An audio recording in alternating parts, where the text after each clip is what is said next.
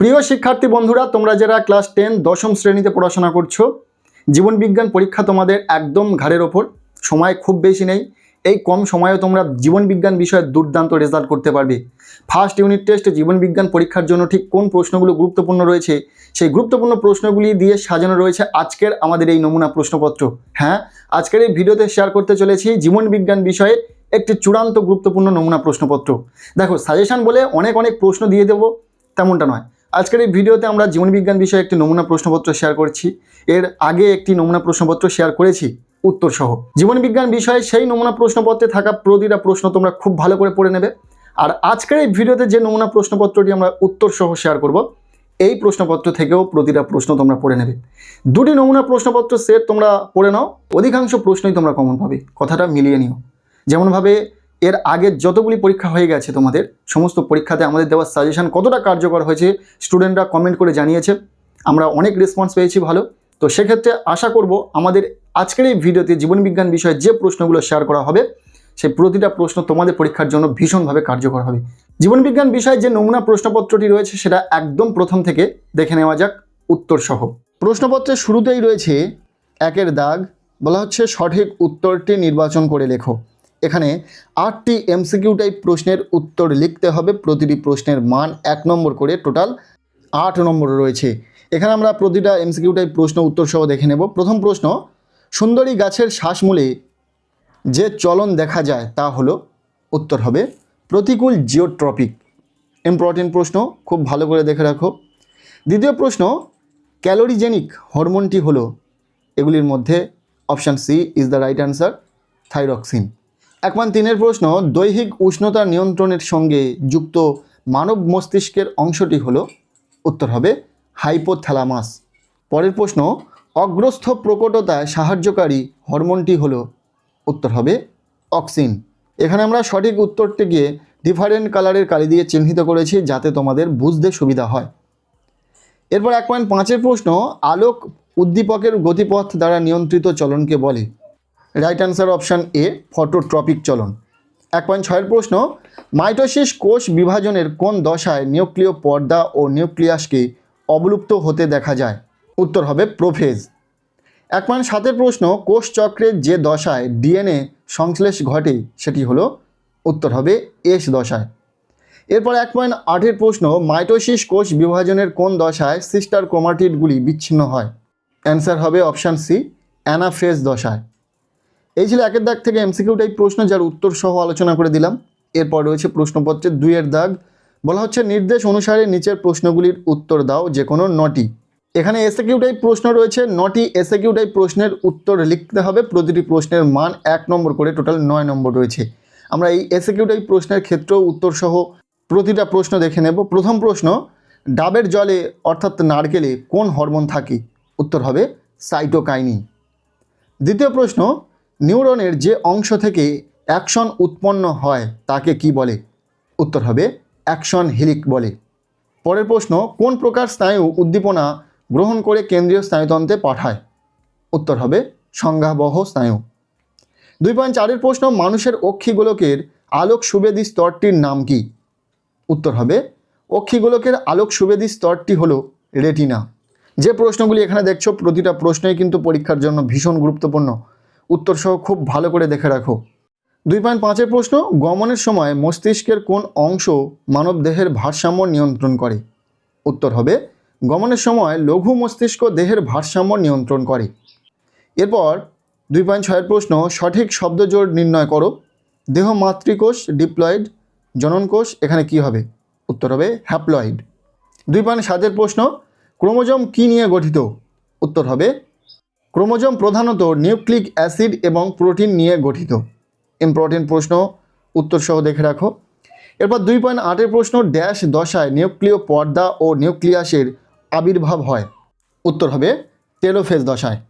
এরপর 2.9-এর প্রশ্ন, কোন প্রকার কোষ বিভাজনে বেশ গঠিত হয় না, উত্তর হবে অ্যামাইটোসিস কোষ বিভাজন। যে প্রশ্নগুলো দেখছো প্রতিটা প্রশ্নই কিন্তু পরীক্ষার জন্য ভীষণ ইম্পর্টেন্ট। 10 নম্বর প্রশ্ন, সত্য মিথ্যা রয়েছে একটি, অটোজোম জীবের দেহজ বৈশিষ্ট্য নিয়ন্ত্রণ করে, উত্তর হবে হ্যাঁ সত্য। শেষ এসএকিউ টাইপ প্রশ্ন, ক্রোমোজোম গঠনের প্রধান প্রোটিন হলো ড্যাশ, উত্তর হবে হিস্টোন। এই ছিল 2-এর দাগ থেকে 11টি এসএকিউ টাইপ প্রশ্ন। আমরা প্রতিটা প্রশ্ন উত্তর সহ আলোচনা করে দিলাম। এরপর রয়েছে প্রশ্নপত্রে 3-এর দাগ। বলা হচ্ছে নিচের প্রশ্নগুলির সংক্ষেপে উত্তর দাও, যে কোনো 4টি। এখানে 2 মার্কের প্রশ্ন রয়েছে, 4টি প্রশ্নের উত্তর লিখতে হবে, টোটাল 8 নম্বর। যে প্রশ্নগুলি এখানে রয়েছে আমরা প্রতিটা প্রশ্ন উত্তর সহ দেখে নেব। প্রথম প্রশ্ন, পিটুইটারি গ্রন্থিকে প্রভুগ্রন্থি বলে কেন? উত্তর হবে পিটুইটারি গ্রন্থি নিঃসৃত হরমোনগুলি দেহের অন্য গ্রন্থিগুলির বৃদ্ধি ও কার্যকারিতা নিয়ন্ত্রণ করে, তাই পিটুইটারি গ্রন্থিকে প্রভুগ্রন্থি বলে। ইম্পর্টেন্ট প্রশ্ন। এরপর 3.2-এর প্রশ্ন, ক্রেস্কোগ্রাফ যন্ত্র কে আবিষ্কার করেন? এর কাজ কী?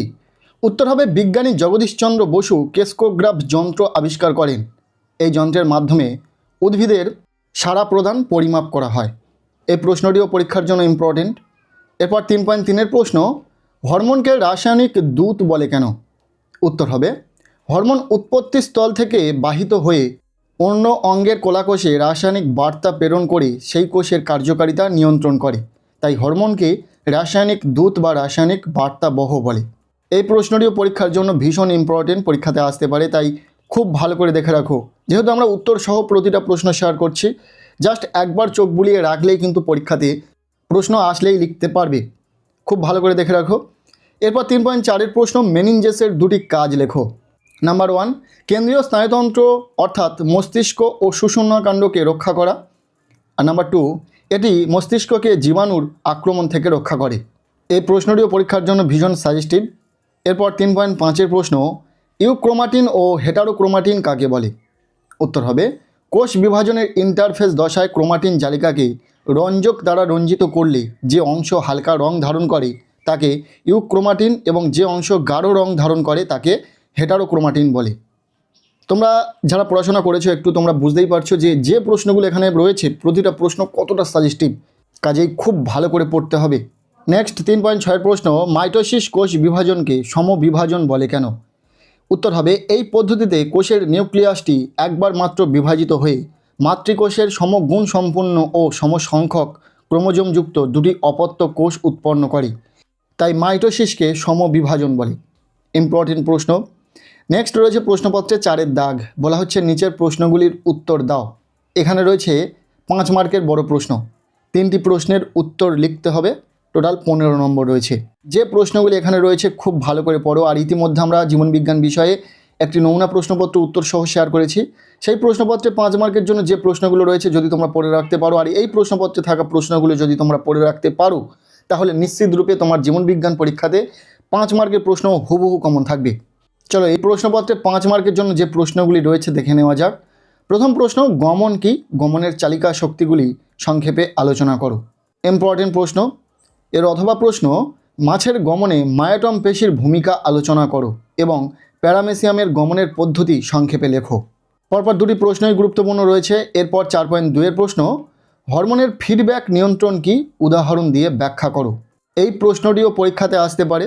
এরপর 4.2-এর অথবা প্রশ্ন, সরল প্রতিবত্র চাপের চিত্র অঙ্কন করে বিভিন্ন অংশ চিহ্নিত করো। 4.3-এর প্রশ্ন, কোষচক্র কি? কোষচক্রের দশাগুলির নাম লেখো।